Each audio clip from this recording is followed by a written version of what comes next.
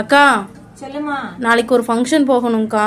சரி. இந்த ஸ்லீவ் வந்துட்டு கொஞ்சம் ஆரி மாதிரி ஏதாவது பண்ணி தர முடியுமாக்கா? இந்த ஸ்லீவ்ல ஆரி மாதிரி பண்ணணுமா? பண்ணிக்கலாமே.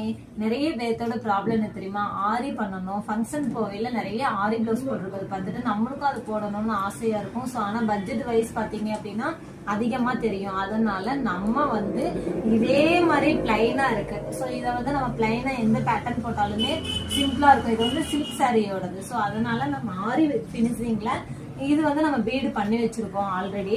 இந்த பீடு வந்து பாத்தீங்க அப்படின்னா நம்ம ஹேண்டில் பண்ண கிடையாது, எல்லாமே மிஷின்ல தான் பண்ணிருக்கோம். நம்ம ஆல்ரெடி வந்து பிஎல் செட்டிங் மிஷின் வந்து நம்ம வீடியோவா போட்டிருக்கோம்.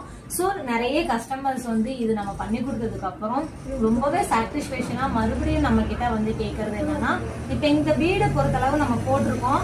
ஸோ லாக் டைப் தான். இப்ப இது வந்து பாத்தீங்க அப்படின்னா நம்மளுக்கு இந்த லாக்கும் எடுக்காது. இதுல இன்னொன்னு வந்து பாத்தீங்க அப்படின்னா இது நம்ம ஸ்டிச்சிங் பண்ணதுக்கு அப்புறம் கஸ்டமர் கேட்டதுனால இது நம்ம பண்ணிருக்கோம். இதுவே நம்ம வந்து ஸ்டிச்சிங்க்கு முன்னாடி நம்ம பண்றது அப்படின்னா இந்த லாக்கு கூட தெரியாம நம்ம வந்து பீடு வச்சு கொடுக்கலாம் கஸ்டமருக்கு.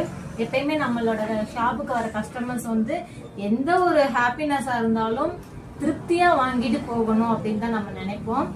அதாவது இன்னைக்கு வந்து நம்ம ஒரு பிளவுஸை நம்ம தைச்சு கொடுக்கறதோட நம்ம கடமை கிடையாது. அதை அவங்க போட்டுட்டு ஃபீட்பேக் வந்து ஒரு ஃபங்க்ஷனுக்கு போகும்போது நிறைய பேர் அவங்க கிட்ட வந்து சூப்பரா இருக்குன்னு சொல்லும் போதுதான் நம்மளோட தொழில் வந்து உண்மையா வந்து growth ஆகுங்கிறது கண்டிப்பா நாங்க அதை ஃபாலோ பண்ணிட்டு இருக்கோம். இது மாதிரி நிறைய பேத்துக்கு ஆசை இருக்கு அப்படின்னா நீங்க நம்மளோட ஷாப்புக்கு வர எல்லா கஸ்டமருமே சந்தோஷமா வெளியில போகணும். தேங்க்யூ. நெக்ஸ்ட் வீடியோல சந்திப்போம்.